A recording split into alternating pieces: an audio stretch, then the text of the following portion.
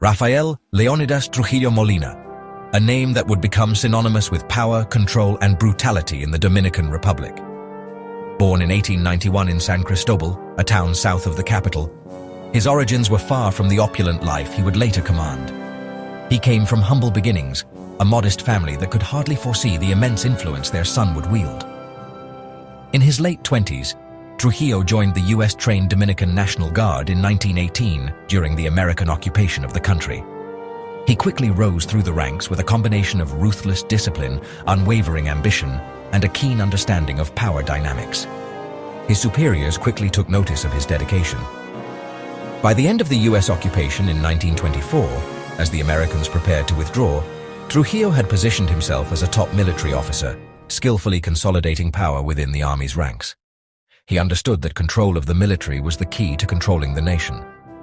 In 1930, amid widespread political chaos and instability, he strategically allied himself with rebel factions to stage a coup against then-President Horacio Vazquez, seizing an opportunity amidst the turmoil.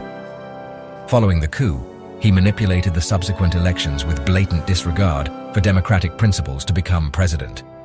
His campaign was deliberately marked by widespread violence, blatant voter fraud, and systematic intimidation of the opposition, effectively eliminating any real challenge and leaving him virtually unopposed in the fraudulent election.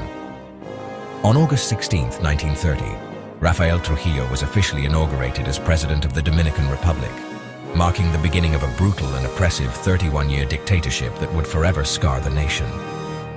His iron-fisted rule would be characterized by absolute control over every aspect of Dominican life, ruthless repression of any dissent, and a relentless, pervasive cult of personality designed to deify him. With Trujillo's ascent to power, the stage was irrevocably set for one of the most notorious and devastating regimes in Latin American history. Weeks after taking power, the devastating Sanzanon hurricane struck Santo Domingo in 1930. Trujillo seized the disaster as an opportunity, taking direct control of the reconstruction. He rebuilt the capital with grand avenues, neoclassical buildings, and monuments, all symbols of his regime. In 1936, the city was renamed Ciudad Trujillo, cementing his legacy in stone. The transformation showcased modernization, but also deepened his cult of personality. Every new structure reminded citizens of his dominance. Progress came at the cost of freedom and identity.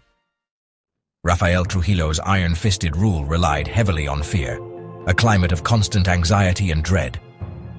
This fear was brutally enforced by his notorious secret police, known as the SIM, who operated with impunity.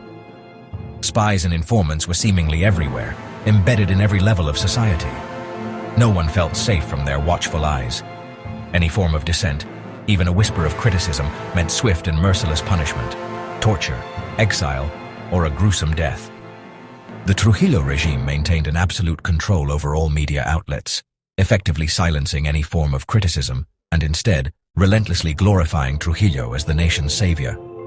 In 1937, he chillingly ordered the Parsley Massacre, resulting in the cold-blooded killing of thousands of Haitians in what can only be described as a brutal and calculated act of ethnic cleansing. Intellectuals, students, and activists who dared to speak out against the regime faced immediate imprisonment, torture, or worse fates. The shocking 1960 murder of the Mirabal sisters, who had become powerful symbols of resistance against Trujillo's tyranny, sent shockwaves throughout the nation and across the world, exposing the regime's brutality. These unspeakable atrocities exposed the true extent of the regime's cruelty, and ultimately fueled a growing wave of opposition from within. The carefully constructed illusion of peace and prosperity effectively masked a brutal reign of terror that gripped the Dominican Republic for far too long. As the calendar turned towards the late 1950s, a sense of change began to permeate the Dominican Republic. Trujillo's iron grip on power, once seemingly unbreakable, began to weaken ever so slightly. Cracks started to appear in his authoritarian facade.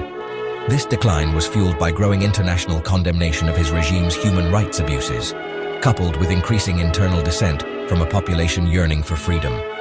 The dictator's paranoia escalated after the failed assassination attempt on Venezuela's president, Romulo Betancourt, and the brutal murder of the Mirabal sisters, which sparked outrage both at home and abroad. These events isolated him further, creating a sense of vulnerability within his inner circle. Then on the evening of May 30, 1961, Trujillo's reign of terror came to an abrupt end when he was ambushed and assassinated by a group of conspirators, many of whom had once been loyal to him. In the immediate aftermath of his death, his family's grip on power, which had seemed so absolute for so long, quickly collapsed. The capital city, once known as Ciudad Trujillo, reclaimed its original name, Santo Domingo, symbolizing a break from the past. Statues erected in his honor were toppled and defaced, and the nation, after decades of oppression, began the long and arduous process of healing and reconciliation. While Trujillo left behind a legacy of modern infrastructure and a paid-off foreign debt, these achievements were overshadowed by his crimes. His legacy is forever stained, indelibly marked by unspeakable brutality, widespread repression, and deep-seated trauma inflicted upon the Dominican people. The Dominican Republic emerged from his long and dark shadow, forever changed by